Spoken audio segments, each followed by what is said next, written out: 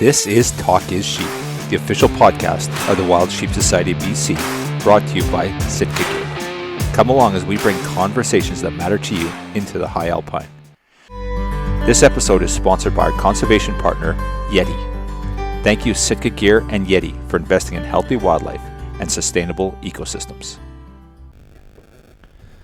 Well, here we are, 2023. And it's the 7th annual Wild Sheep Jurassic Classic. We're sitting here on the shores of the Fraser River down at Island 22.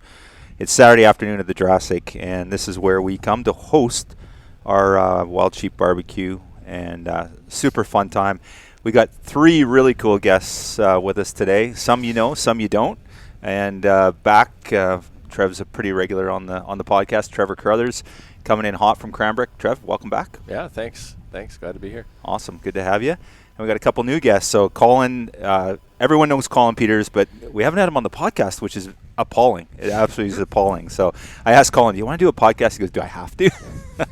So Colin is always the quiet, silent type in the background doing all the work. So if you don't know where Colin is, just look around. He's going to be working somewhere. You and Rebecca are so dedicated to Wild Sheep, and really a pleasure to have you on the podcast, Colin. It's long overdue, so welcome to the podcast, and God darn it, thanks for everything that you do, man. Thank you. No, this is one of my favorite times of year. It actually lands perfectly for me because we do our sheep hunting later.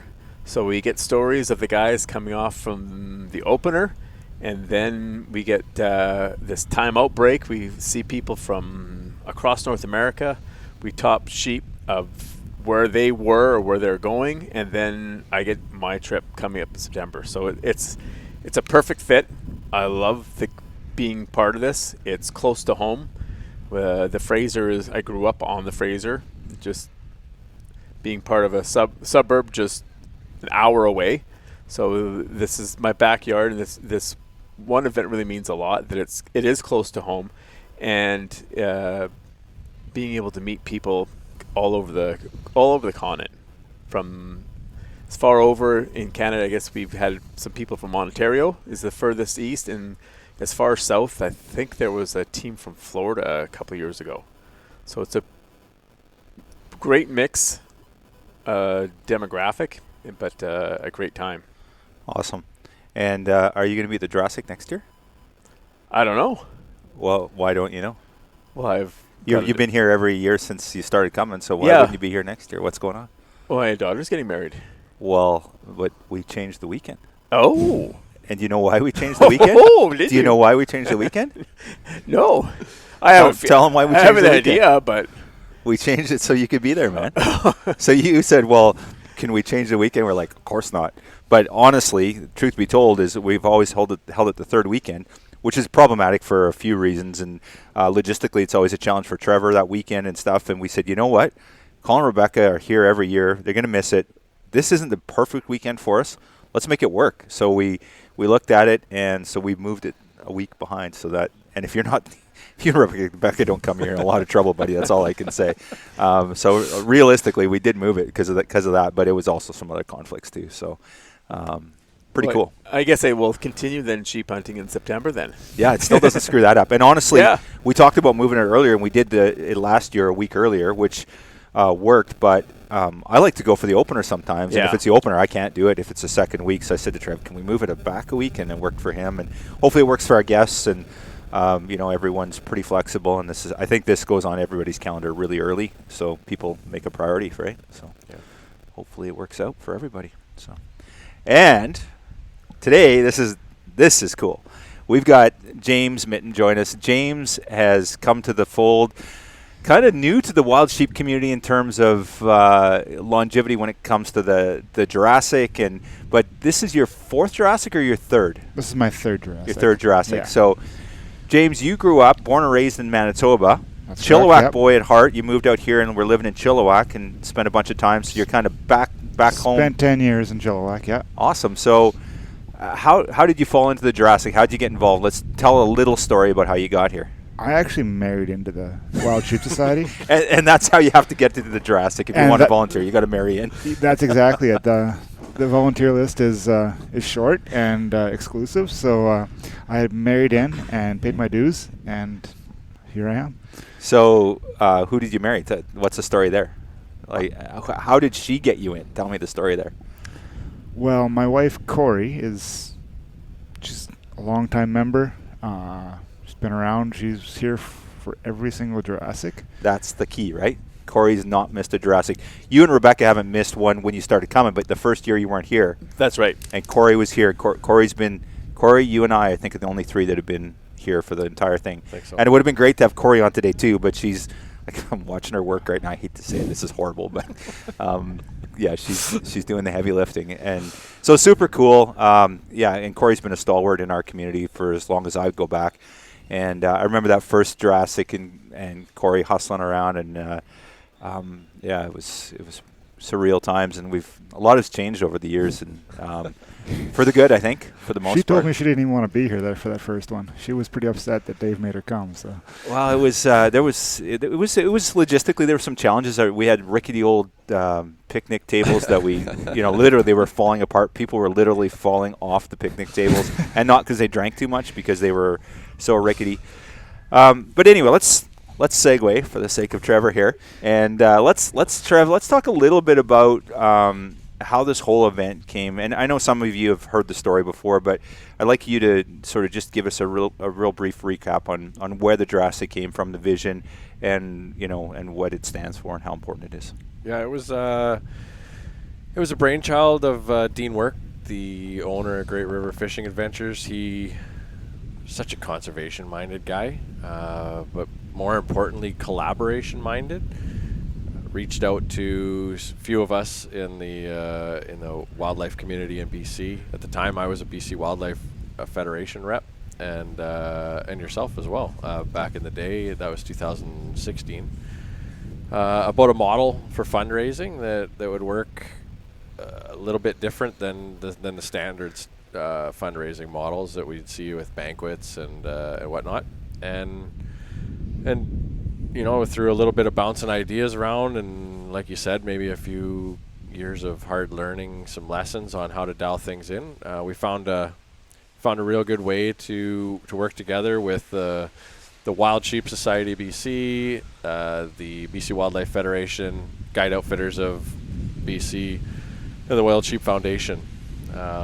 We've evolved over the last couple of years, and now have WSSBC, WSF, and GOABC as the three groups involved in the fundraiser. But we essentially, we come here, we get to spend a weekend with 56 friends and a dozen volunteers, bring people from all over, and raise money for wild sheep on the backs of fishing white sturgeon, and really hard to come up with a list of reasons why it's not fun to come and just fish for sturgeon all weekend long. But even cooler when a guy can raise a lot of money for wild sheep. So on the surface, you could just sit there and say, well, it's just a big fishing tournament, right? And you just sit there and go, yeah, it's just a fishing tournament.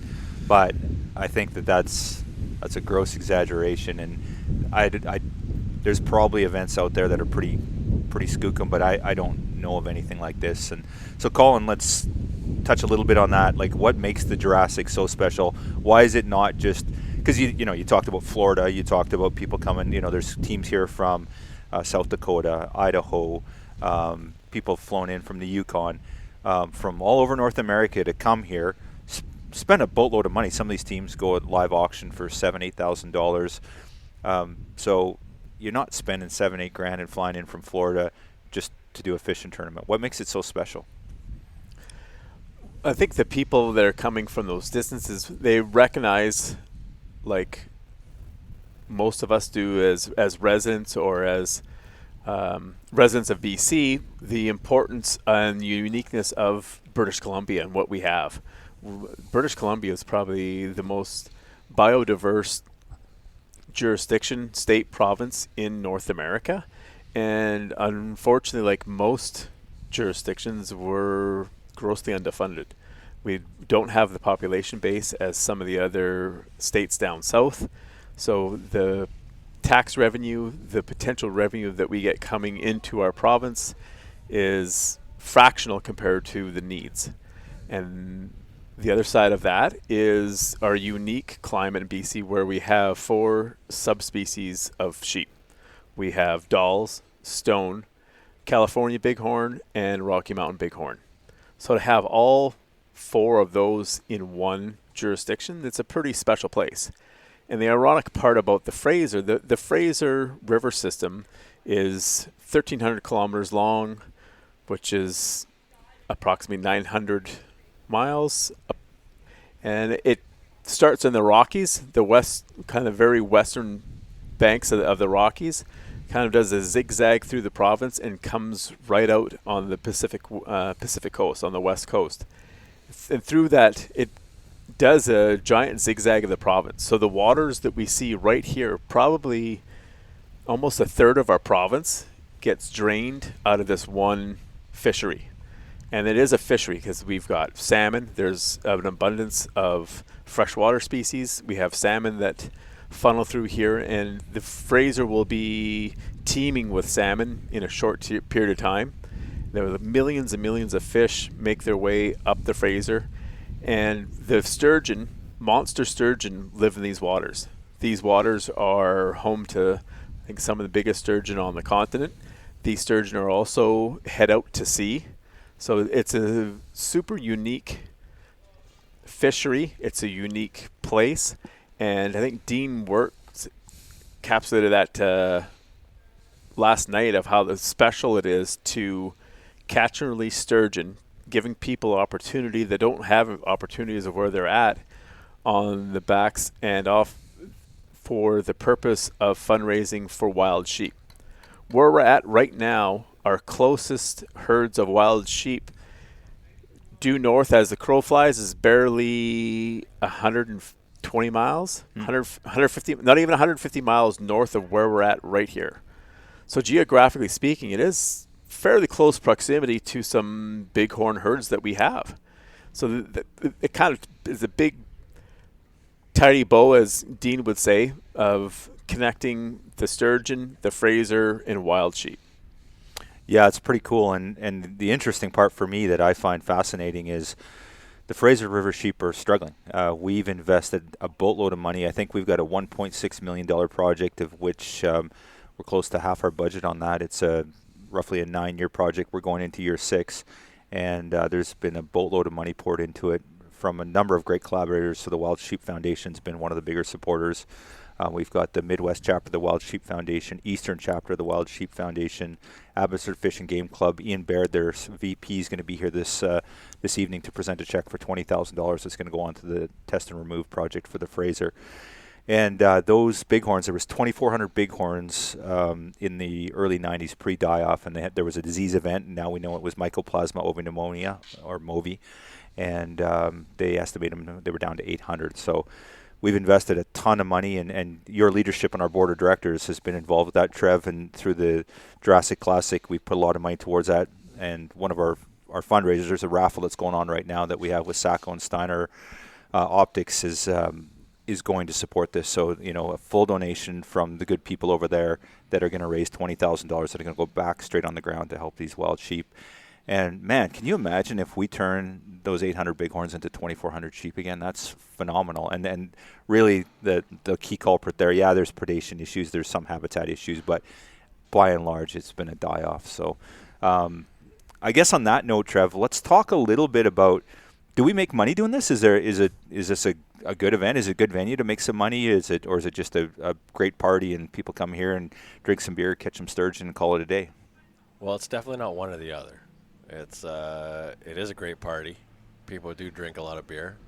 But yeah, we raise a lot of money as well for wild sheep, and it's actually pretty amazing.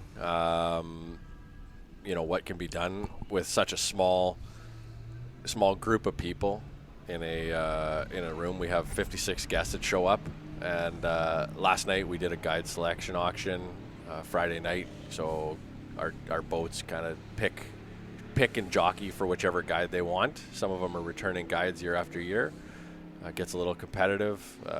People see an opportunity to give back to the resource and to fundraise for wild sheep, and we raised just under $50,000 last night with a room with 56 guests in it that that all of them came as pairs or groups of 4.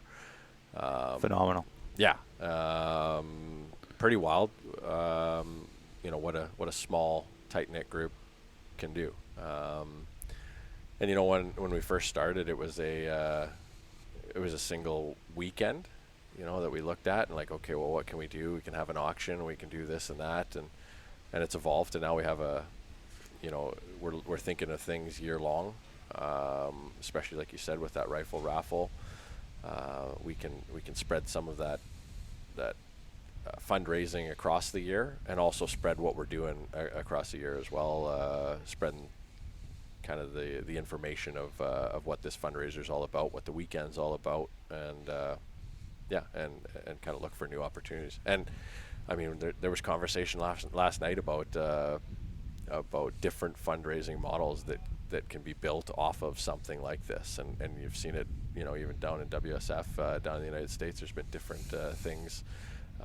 Obviously, other conservation organizations are doing different fundraising off similar types of things, and I think it all just comes back to what type of unique experience it is in a weekend of just getting together and they're with like-minded people. It's funny you talk about $47,000 in fundraising. I'm pretty sure that first year we hit $8,000 on our guide auction. It was, I remember not too long ago, I think it was 3 years ago, we hit 13 and we were pretty elated. We're like, holy man, we made $13,000 on the guide auction, which is basically straight donations to our mission, our cause. And to see it having, this was built from the ground up. It truly was. And I remember those early days with you and I on the phone and calling people and emailing. I'm like, how the hell are we going to get rid of, at that time we had, 30 teams. And we were just calling and we were hustling, and we did get 30 teams, but it was hard work, and it was just like, now we've, it's grown into something, and on the backs of our hardworking volunteers, and that's the thing, is this weekend, it's all about the volunteers. We're all here working for nothing. I look at Corey and James, I look at Colin and Rebecca, for example, and the others too, but Dennis and Teresa, and you take these two couples.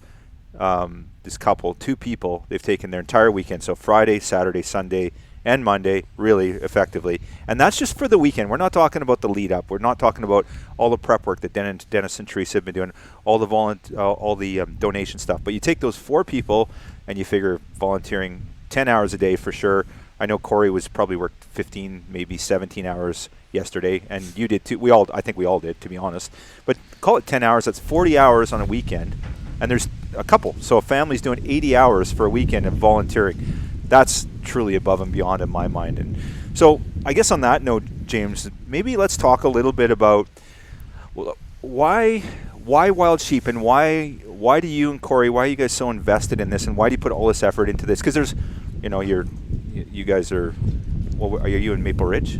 We're in Port Moody. Port Moody. So I'm sure there's a great fishing organization there. There's probably tons of great volunteer opportunities, conservation organizations. Why Wild Sheep, and why do you guys give so much, and why do you do so much?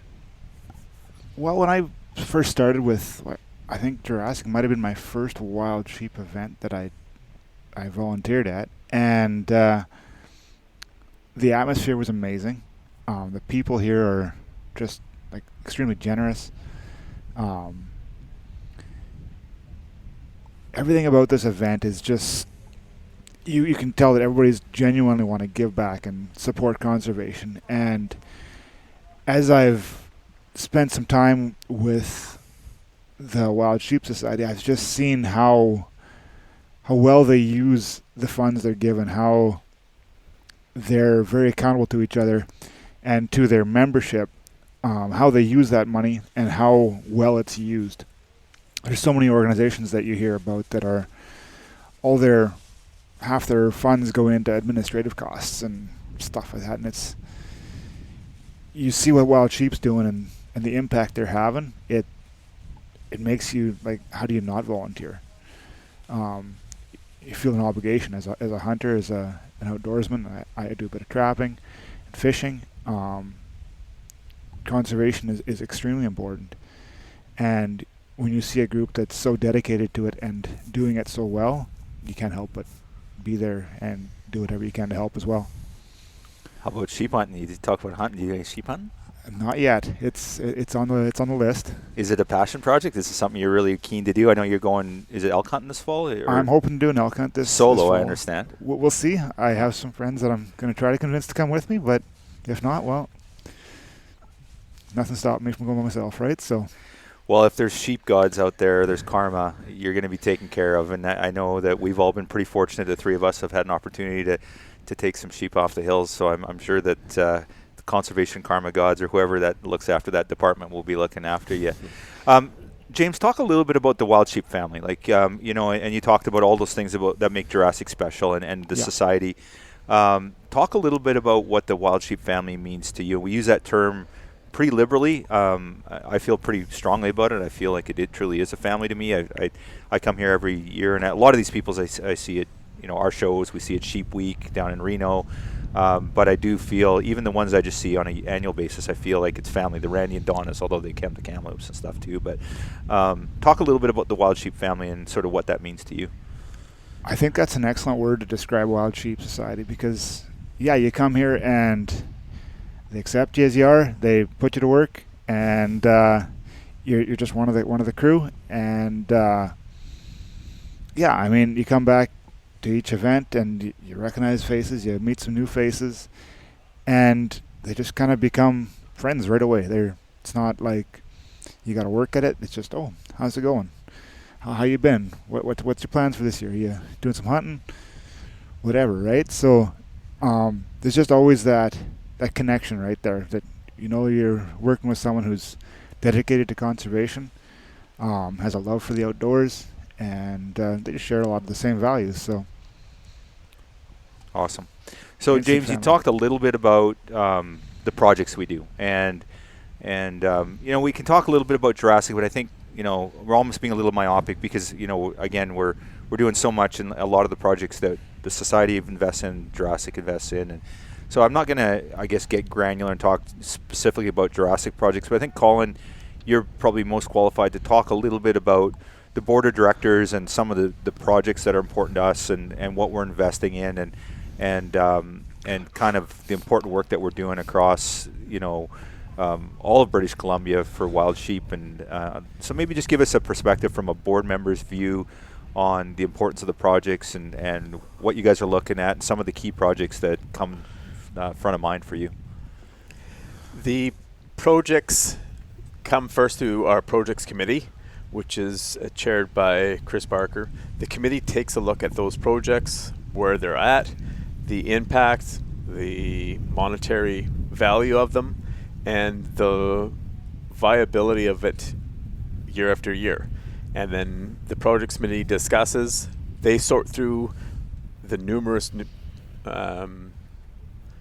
projects that come across their desk, then they bring that to the board, and they suggest, okay, we suggest this project, and they could be everything from a salting program right off of the Alaska Highway, which has been proven over the years to be very effective. The salting is to try to keep sheep from coming down on to the highway and getting road killed on the far north.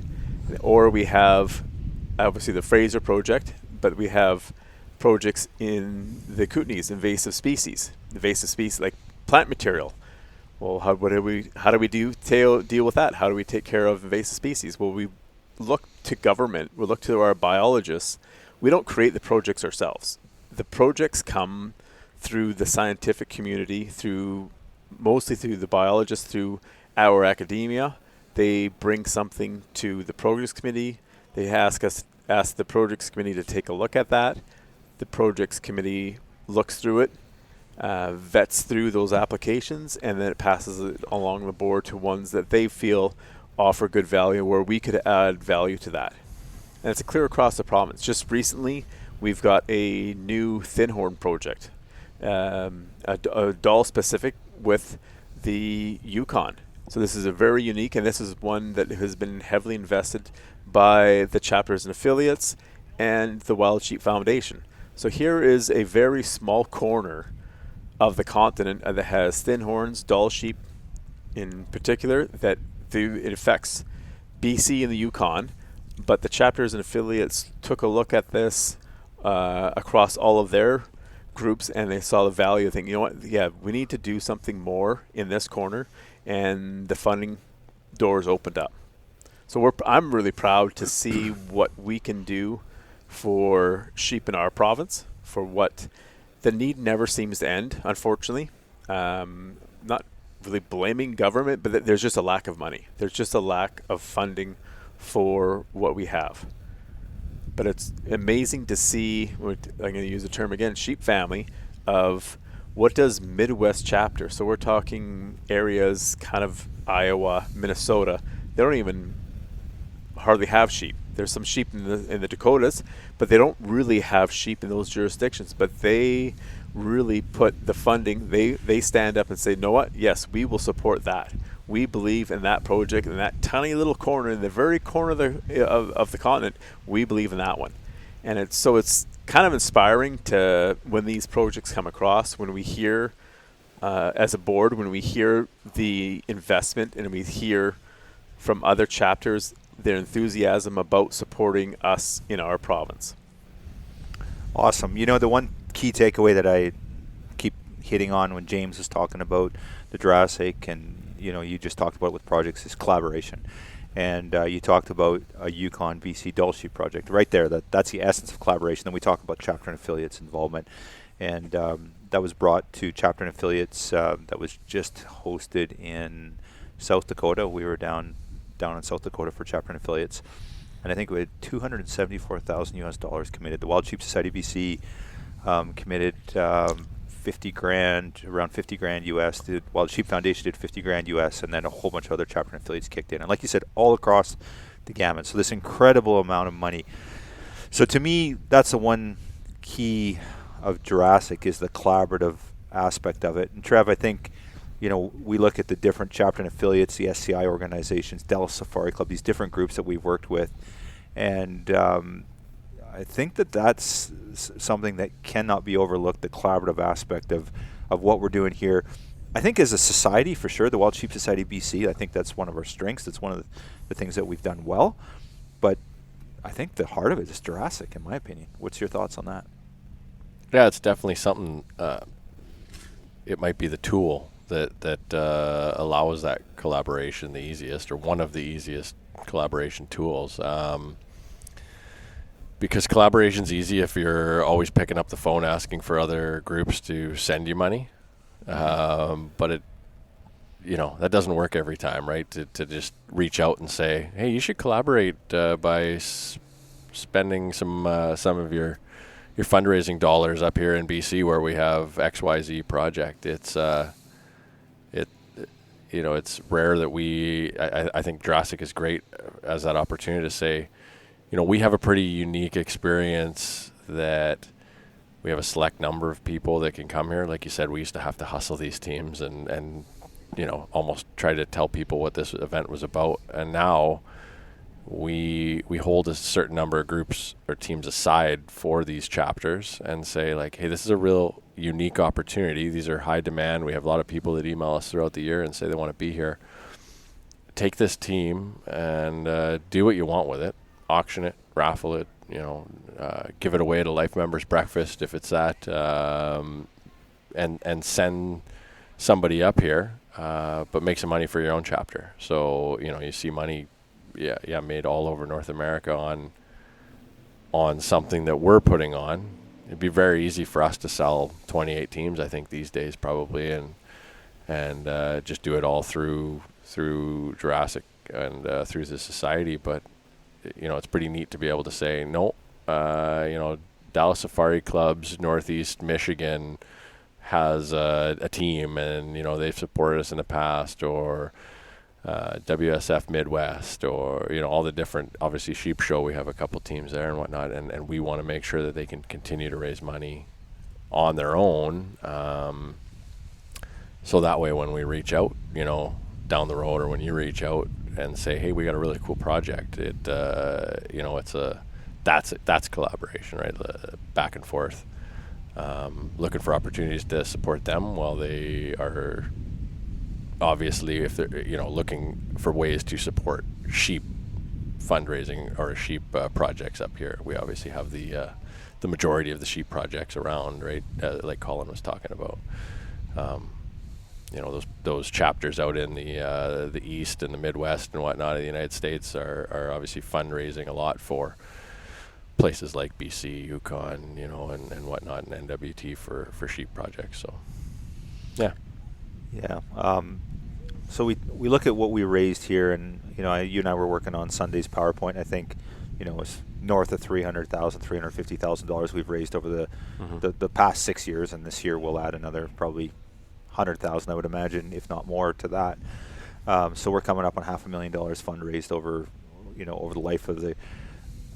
I know you put you on the spot. There's no way to know, but you think how much money we raised outside of the Jurassic through the teams that were sold, because you look at Sheep Show, there was teams sold for $7,000-8,000 this year. Yeah, it's something that I kick myself. You know how OCD I am about tracking everything or trying to have an answer for everything or track them down, and it's something that I haven't done, and that I regret not following a little closer from even those first years where we're trying to prove the model, and trying to support chapters and whatnot, send them people who might be interested in coming and whatnot. And you have teams that are making, $3,000 to $5,000 a year off of some of these teams, and we're keeping 6 to 10 teams aside for these chapters. So, demand's really high, and what a chapter does and how they market them and how they engage their audience at a fundraiser, and really that's part of people coming back year after year as they tell their friends about it. They talk about what type of event it is. That demand has been raised, and so the prices you're seeing are also it's getting harder to get here, which is a good and a bad thing. It's great because it means that those chapters are able to keep raising money for wild sheep, and I mean everyone here wants to come here, have a good time, but there's a lot of people that are looking for a way to give back, and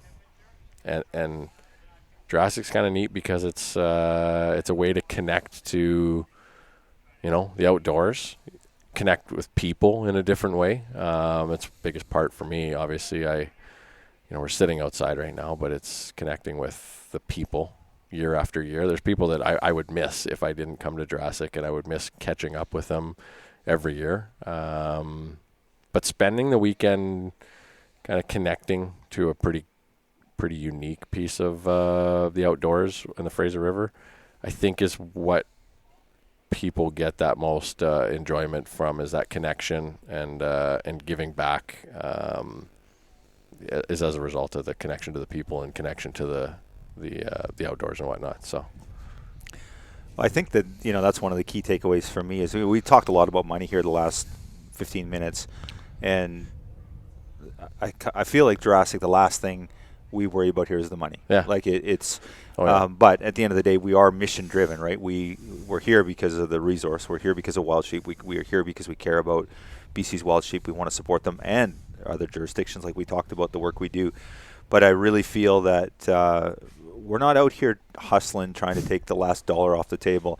And in fact, I think that's one thing that we've done well, and I think we can collectively give ourselves a pat on the back, is we pride ourselves on making this a world-class experience. We've teamed with arguably, I guess, depending if you talk to the competitors, one of the best outfitters on the Fraser River and Great River Fishing Adventures. Dean and his team are second to none, and I don't think anyone could do what Dean does.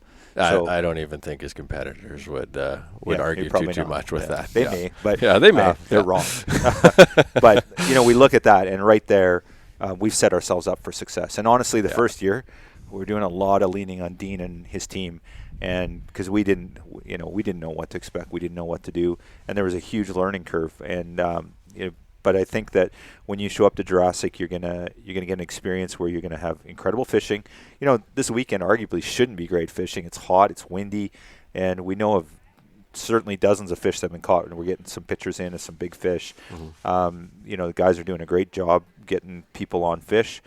But then the whole experience. You show up, and it's all inclusive. You know, your food's taken care of, your drinks. You don't have to drive anywhere. You know, what's on the menu? Do you know what's on the menu tonight? Have you guys seen the menu? I've seen a few things. I think there's some. Is this some Spoil links? it for us. There's links. Okay, nice. Links on the menu. That'll be a new one for me. Right. There's some bison appies. Yeah, that's Joe. Joe's doing bison sliders or something with Something. jalapeno poppers. Yeah. What else we got? I'm sure there's some sheep on the menu.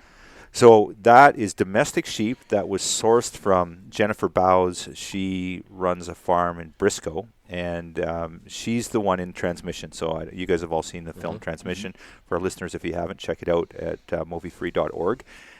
It's a fantastic film about the Mycoplasma ovi pneumonia and the risk that is posed with wild sheep. Jennifer was trying to cleanse her herd of Movi, and she's still working on that. She's really having a hard time getting that. But anyway, she's culled a number of sheep, and we purchased that meat from her, so we're serving that here tonight. So we got a bunch of, I think, a bunch of sausage and a bunch of ground that's coming. That's going to be fantastic. What else we got? Is there salmon this year? Man, salmon. Listen to this. Listen to this. This is. Oh, you got the menu. Oh, yeah. Okay. Right. I can multitask. Listen to this. Salmon. What kind of salmon? Obviously, it's farmed probably from Norway probably? Or yeah, what? for sure. Yeah, it's. I went and kokanee fished for the last month straight, and I just brought a cooler full of kokanee salmon out. No. We're joking. Yeah, exactly. That's that's sockeye salmon. Sheep Greek meatballs with tzatziki. Ooh, man. I don't even know how to pronounce this. It must be good. But it's lemongrass. I know how to pronounce lemongrass, to be fair. Just to be clear, that was not me saying I didn't know how to pronounce that. But lemongrass, bobcat links, pickled radish, carrot, cilantro, cucumber on a baguette, jalapeno poppers with, that's what Joseph's making there, Joe's making. What part of that were you having trouble pronouncing? Just curious. This one. Oh, okay. Banh mi. Oh, yeah. Yeah, exactly. Yeah. Fair enough. Yeah, exactly. It wasn't lemongrass. It wasn't radish. It was links. It wasn't links or bobcat. And as a ex-Alberta boy who says that Tabor corn's the best corn. It is. Yeah, fair enough. Yeah, you grew up not far from Tabor corn, but right. We're having and I got eye rolls across the table. But Chilliwack corn, we have a ton of Chilliwack corn. There is a Yeti 110, or I don't know, might be a 180. A big Yeti that you could fit a body in that is full of hot water and Chilliwack corn. That the timing on Chilliwack corn looks absolutely amazing, and then a whole ton of sides, and some pretty stinking cool cookies as well that were airbrushed, if you believe it, with our, I think, one of the coolest logos in Wild Sheep. Yeah, so it's a step up from Subway lunches that we just brought, but yeah, it's the best part of this weekend, I think.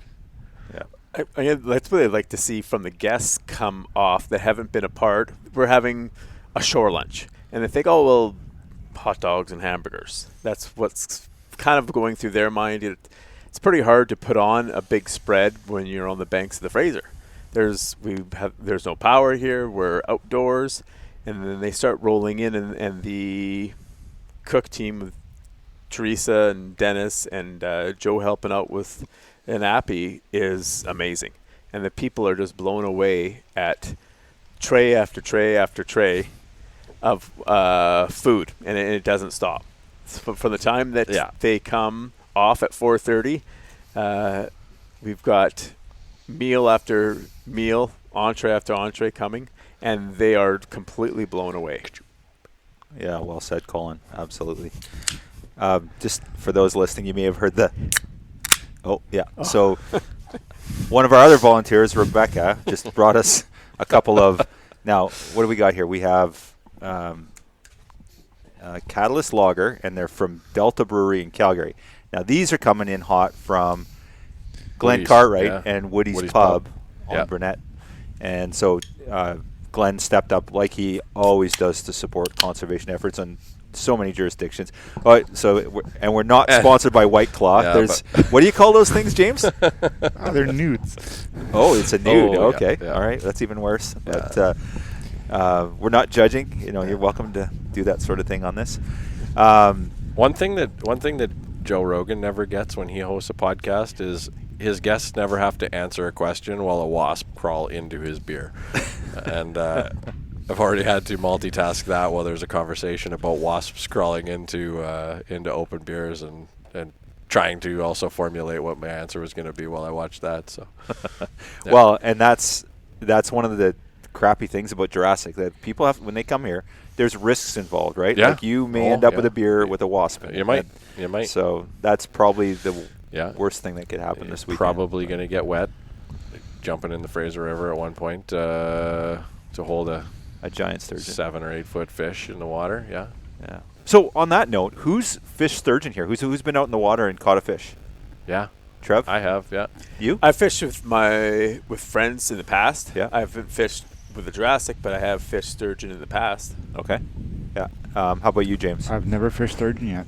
Okay, we got to switch out. Trev, talk a little bit. So I know the one, we did a conservation boat, and we had some really cool people up. We had Jared Fraser from 2% for Conservation. Great organization. Check them out for anyone that's interested. And then Hunty was a sponsor that year, and we had Courtney on the boat with us, with you guys. Joe Appel and his wife Kirsten were there. So it was a real cool conservation boat. You were with Dean. You guys caught a ton of fish. You caught you got a double header. That was the day before when I hopped out on the second day. Yeah. Okay. I literally came in after they had one of the best days of fishing, and I don't know. Yeah, double header, a 7-foot fish. I fished for that Sunday. It was one of the days that we, everything fell into place. Saturday's a little bit busier of a day for us, it seems like, with the barbecue and whatnot. But I managed to get out on a boat. Everybody always, I've joked about this weekend already with people. I had a text on Wednesday or Thursday on one of my days off, and I get them every year. Buddy will say like, "Oh, are you getting ready to go out and catch some dinosaurs? Or you're gonna go slay some sturgeon and go fish out?" And I always say, like, I laugh a little bit. I'm like, "Yeah, I'm getting ready to go out there and do all the administrative work that it takes to do 56 people fishing for sturgeon all weekend long." But pretty rare that I have ever seen a sturgeon. And I think it was year 4 or year 5. I think year 4 was the first time that I actually said, "Hey, I saw a sturgeon at Jurassic Classic," because short of seeing the boats off in the morning and seeing them back in the afternoon and seeing, hundreds of pictures, I've never experienced it. So for years I watched the stories and the looks on some of these people's faces, guests' faces about, just what it was like. And you've fished sturgeon, right? I have, yeah. Yeah, it was, I fished a lot in my life, and it is hard to describe the feeling you get when an unknown size fish is starting to move that rod. And the anticipation of waiting, watching that rod like tug slowly and starts tapping, and like a few more slow pulls. And the unknown of, like, if you miss that hit, like, I want you to try to set this hook nice and hard, and there might be a 4-foot fish, there might be a 6-foot fish, there might be a 9-foot fish. It's a lot different than a walleye lake out in Alberta or Saskatchewan, where you feel a tap and you decide to see if you can set the hook. The cooler part, other than going out and catching a couple big fish, was being with Dean. And I always say that he's one of the best ambassadors for teaching you about the fishery, and like just the connection to the fishery, the history, the connection he feels to the fish and the species, similar to sheep hunting or being in the mountains with a sheep hunter who has a lot of years of experience and who has a great respect for the species. Dean taught me so much in a day, just about the Fraser, the fish. You get your hands on one and you don't realize like how hard, not scaled, but how hard that armor is on them, and how, then you grab onto their mouth while you're holding them there, and it's an 8-foot, 7 or 8 foot fish, and you can essentially hold that fish, just just with your hands while it's in 3 feet of water until it's ready to go. I don't know. It's hard. It was hard to describe. It's definitely the coolest fishing day that I've spent ever out on the water. Just the unknown of what type of fish you might hook into, and even a 4-foot fish is pretty amazing. I get a little bit worn out of seeing 100 pictures a weekend, and sometimes you look at a 3-4 foot fish and you're like, oh yeah, it's a shame it's not a 9-foot fish. But man, those are cool fish to handle, and some of the real small ones are actually kind of neat, more interesting to look at. Dean shows you the parts of them, and they're still young and kind of vibrant. They have sharp flukes. I think they're flukes. Shows you I'm a real sturgeon expert. But like, they aren't worn out from a life of growing to 8 or 9 foot of living in the rocks and whatnot. And they're just a really neat species. And we're lucky here that we're one of the only places that has such an amazing fishery for them. Obviously, there's a couple states that have some really good sturgeon fishing as well, but that's part of a unique experience as well. Is that the bass or the walleye world that can be found throughout North America. Like this, you can't do this everywhere. You can't find a river too that has the power that these rivers have. It's or that this river has. It's it's something the guy has to do more than once in your life.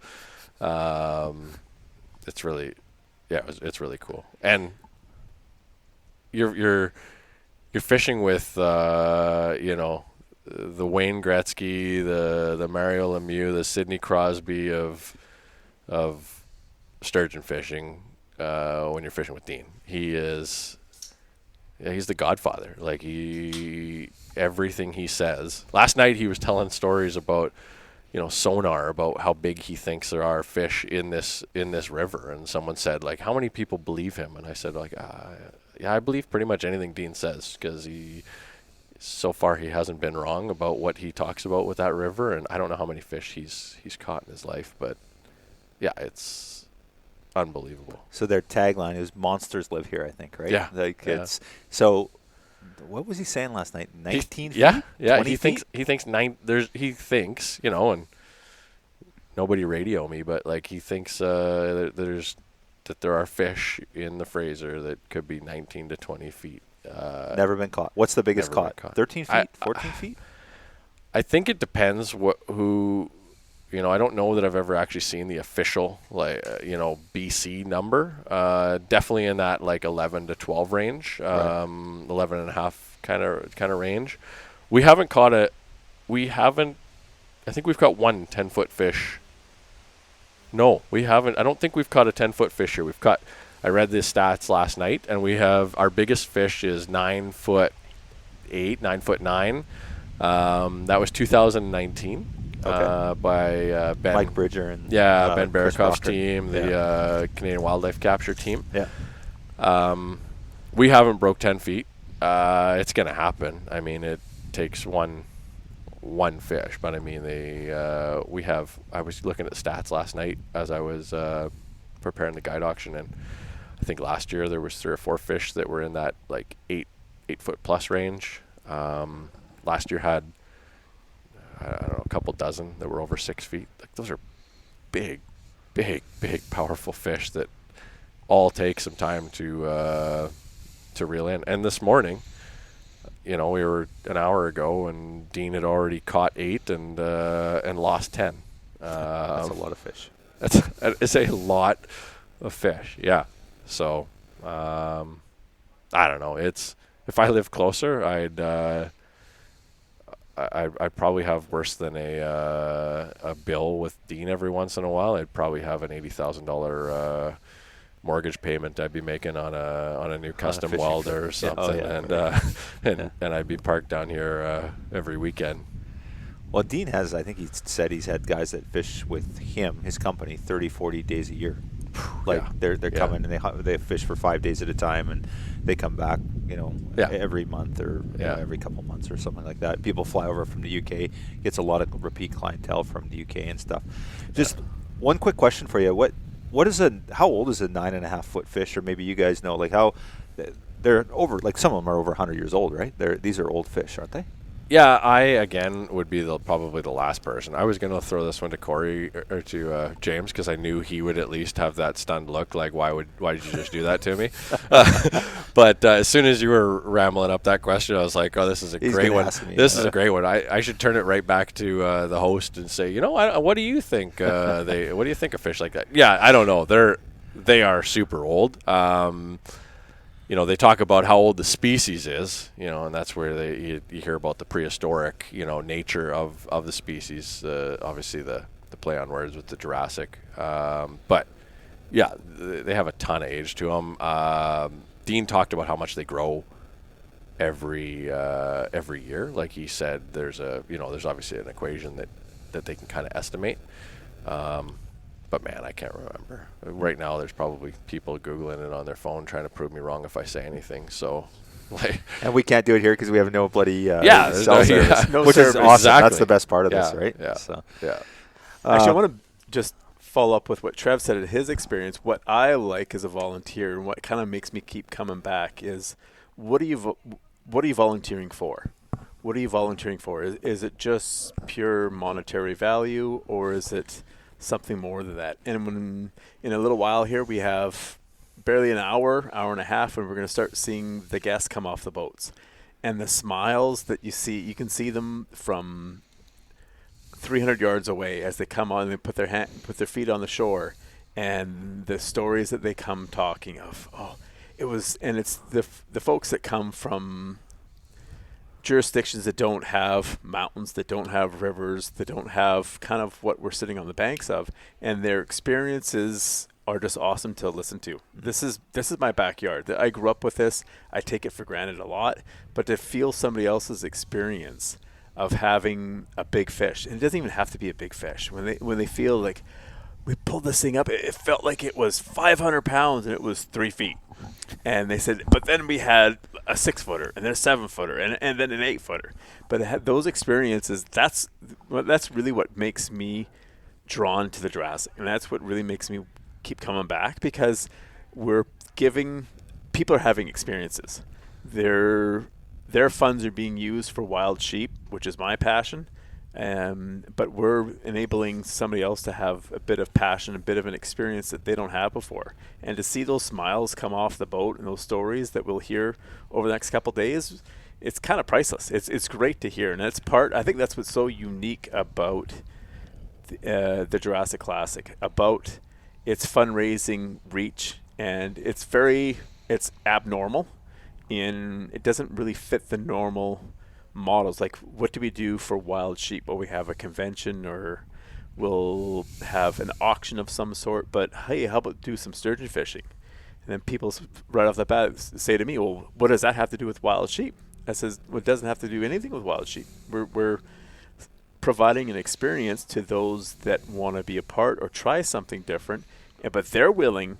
Half these teams aren't sheep hunters, aren't sheep fanatics, but they see the value and they want to be part of that experience. And to see see the results of that really it's inspiring as a volunteer to say, yeah, this is really worth my time, not as a director, but purely as a volunteer. If I wasn't a director, I'd still be volunteering. To see that smile on those faces really is worth a lot. So I agree. One of the things I want to just touch a little bit on that's pretty crazy about the Jurassic, like I walk in that room and I look at the people in that room, and it's a very diverse group, but there's a lot of leaders in our wild sheep community there, and the conservation community really. I'm being a bit, I guess, myopic when I say the wild sheep community. Certainly the wild sheep community, but we've got leadership from Dallas Safari Club here. We've got Gray and Renee Thornton have fished with us almost every year. Brett Jefferson retired off the chair as chair and board of directors of the Wild Sheep Foundation. Larry Jacobs is here. Wayne Henderson is a board members here. We look at different, the people surprise me all the time. I'm one of the leaders for an SCI chapter and so forth. And Brian Feenhold showed up. We didn't really know who Brian was, and he's really somebody at Dallas Safari Club. He's and it's incredible, the room. So I find it interesting that we're attracting that kind of crowd, and it's almost like there's some thought leadership going on there.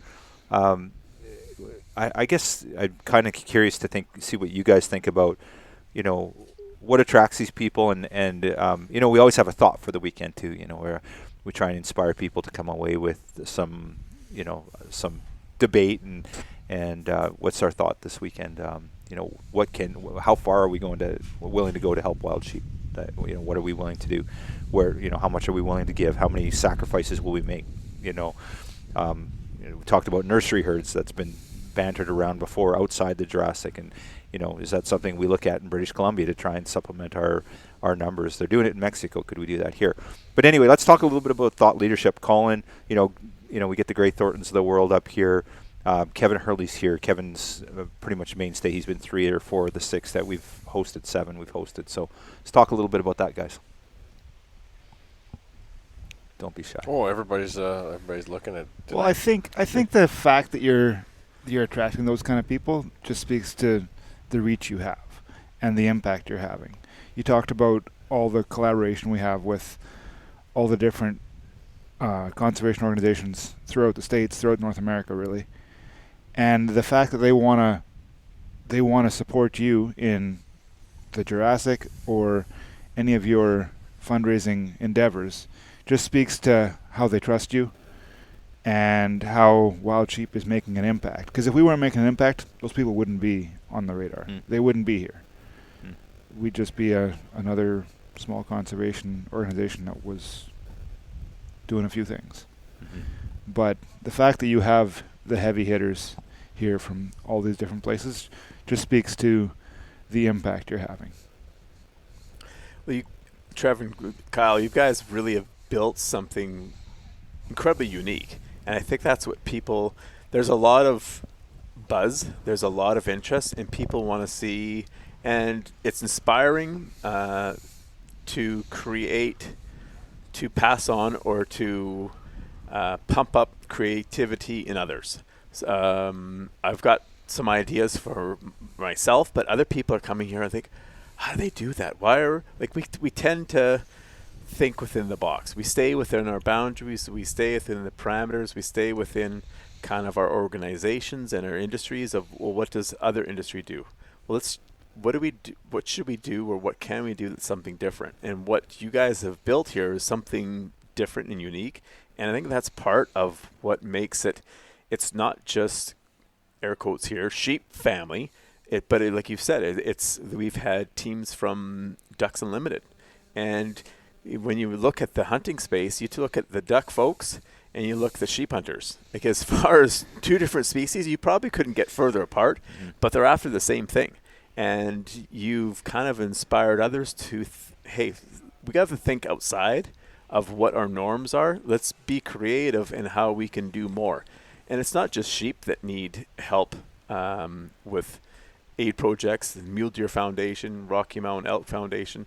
All these organizations and groups are constantly trying to reinvent or add and adjust the funding models. And the funding models is what kind of all of our organizations, that's what we're after. We're after new ways to inspire and provoke individuals to get excited about their projects, their species. And how do we do that? Well, we got to think outside of the norms. Let's do something unique. Let's do something creative. And just because it's not part of our normal fundraising models, it doesn't mean it can't be effective. And I think that's what draws outside groups. They want to see how are you doing this, and why? How did you get started? And seeing a little bit behind the scenes, the administrative bits to it. How does this work? Plus, could you imagine losing out on the bragging rights of having more annual pins than somebody else who's here. I mean, really, when it's meat and potatoes. I mean, being able to say, well, I have been here 6 years in a row or 5 years in a row. There's some value to that, right? So, I mean, geez. So we've had 2 people that have been here 7 years in a row only, but only 2 people. 2, yeah. Other than the volunteers. There's the 3 volunteers that have been here. There's 5 of us with the volunteers that haven't missed one. Yeah. So. Okay, what was I going to ask you about? So when we think about Jurassic, the interesting thing, and we've actually got a little bit of pushback and on it, we're using one resource to fundraise for another. And we've been told outright by some, I'm not going to go into the weeds here, that they don't agree with it. And not the participants, not anyone that's involved here, but we've heard that before. Is there a moral, ethical issue here? Do we have any concerns about that? Is it right to be fishing for sturgeon and all the resources going back to wild sheep? What's our take on that? I get where people are making the argument, because if you look at it on the top layer, I think that's what it is easy to draw those conclusions. I look at it obviously a little different. There's 14 boats out there on the water for 2 days. We do have a small group. 14 boats. We're going to be on the water today and tomorrow, regardless of whether we were here fishing. No doubt, it's a Saturday, Sunday in August, and those 14 boats are going to be out there fishing. We don't have, we aren't putting on an event that brings additional boats to the water to a fishery. So we're not on a, let's say, a walleye or a bass lake, where we might put 100 extra boats on the lake that year or that day or that weekend and put that extra time on the resource. It is 2 standard days of fishing that those boats would be booked for. We essentially just book them for our own use, and then our guests go on there. But bigger than that, and I've been on a sturgeon fishing trip before Jurassic, and I don't talk about it ever when I talk about sturgeon fishing. I hardly remember it as an experience. I was out here for a work trip, and we said, hey man, we should look at going fishing sturgeon. We all put whatever it was, $200 or $300 or whatever it was together, and we got a day of guided fishing, and we went out and we caught some fish, and I can't remember how many we caught, 2 or 3. There wasn't much of a connection to the outdoors. There wasn't much of a connection to the fishery. There wasn't much education involved, and that's not to say that depending on which guide we fished with, there wouldn't have been. But we wanted to just go out and catch fish, and that's all it really mattered, that there was a group of us that were here anyways, and we just wanted to go catch fish. I can say unequivocally that the 56 people that we have here on the 14 boats all come back with a different connection to this water than the average. And I'm not saying that lots of other people don't experience a different connection to this fishery, but we have people that have grown passionate about the Fraser River and about sturgeon conservation and what's going on in the sturgeon world. They're sensitive to changes. They listen to Dean when Dean talks about conservation concerns, and sturgeon are fragile, similar to wild sheep, that it doesn't take much to cause disruption in them. They're not, they've been around for a long time, but my understanding is they're quite a fragile resource as well.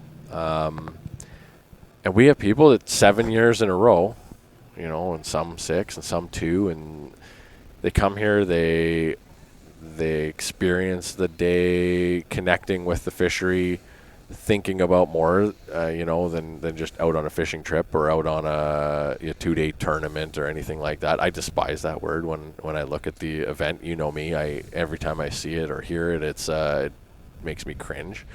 But they want to come back, and they would do anything to work towards conservation for the fishery as well. They tell a story, and they have that really passionate feel about what the Fraser River provides them, in an experience. And in turn, we've looked for opportunities to educate our room of conservation leaders on, hey, this is the Fraser River. If Dean has something about conservation that he's passionate about with sturgeon, he brings it forward and he says, hey, this is an opportunity. Maybe we should be looking at donating some money back to sturgeon conservation projects, awareness, and that kind of thing. And there's a connection then to Great River and their connection to the river. So yeah, that's a wordy way of saying I obviously can see why people might draw a simple conclusion that way, but I think it's a lot deeper. And to be honest, I think the 2 days that we spend here, there's obviously zero impact compared to what would be here anyways, but there's a lot more connection to the fishery and people that we're growing conservation leaders into having a connection to something that they may never have had before in a province that they may never have cared about the fishery up here before. And you look to Midwest and to Dallas Safari Club and SCI and Sheep, WSF and all the different, fish and game associations and whatnot that we've dealt with, and maybe that small connection with them and the collaboration in turn turns into, hey, we have conservation concerns on the Fraser now about a project or development or whatever it may be. I'm obviously not a person to be talking about what type of concerns there are, but what are a way now that we can direct all of these conservation leaders to putting some more time, energy, and funds, into those concerns. So, yeah, and I think you probably feel the same way as me about it. Yeah, and I will also argue too that we are investing in the resource. We're putting money back on the Fraser. We're investing in the guide outfitting, money that's being put back on the water, and we have donated to some sturgeon work as well. There's been a few donations over the years made on certain smaller scale, but obviously we're mission focused on the society from Wild Sheep perspective, but we have invested back as well, and we got some really cool donations that we fundraised for, and the money went back to sturgeon conservation. And like you said, if Dean's looking for some outreach in terms of certainly some money, needs some money, that's something we're going to look at trying to support, because this is something we're using for a fundraising model, and of course we care about sturgeon as well, although it's not our main mission. And then on top of it, if there is something where we need to rally the troops, the Wild Sheep family is going to get behind that. If maybe we need to sign a petition to stop, development on the Fraser or something like that, that's really going to affect the fishery, and they're going to have that support because of the awareness and advocacy that's been done over the years. So yeah, excellent points, guys. Anything else to add on that point? Or I don't know. There was a rule book on fundraising. Yeah. I guess I missed that one. To fundraising for this species, you can only do this. That's what. I have had a few calls from the fundraising police on it, Colin. Yeah. It sure is good that things like golf courses or where lots of people raise funds on have no impact on any conservation concerns at all, or giant facilities where we have big conventions, would have no conservation concerns at all either about development and whatnot. But there is fundraising police. Well, I think sure. Fundraising police. They're found in the phone book right under Fun Police. You will notice the way that it's spelled. I think there's some jealousy there about somebody else thinking outside the box and become effective, and they being not so effective then.